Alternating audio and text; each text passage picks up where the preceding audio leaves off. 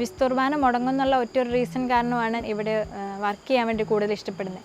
പിന്നെ അതുപോലെ തന്നെ ഞങ്ങളുടെ ഓഫീസിൽ നിന്നാണെങ്കിലും മറ്റ് പ്രോഗ്രാംസുകളൊക്കെ ആണെങ്കിലും വരുമ്പം ചിലപ്പം വിസ്തുർബാന മുടങ്ങാനുള്ള ചാൻസുകളുണ്ട്.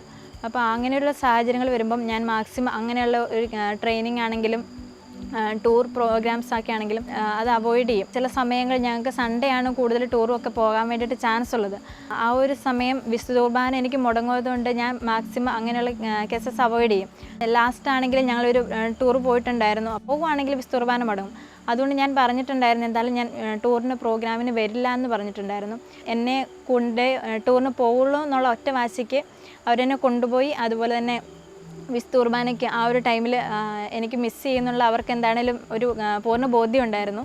അതുകൊണ്ട് ആ ഒരു ടൈം അവർ 1.5 മണിക്കൂർ ശരിക്കും ഒരു ദേവാലയത്തിൽ അവർ മുമ്പിൽ പുറത്തിരുന്നു. പുറത്ത് ഒരു 1.5 മണിക്കൂർ അവർ വെയിറ്റ് ചെയ്തു. വിസ്തുർബാന എനിക്ക് കാണാൻ സാധിച്ചു.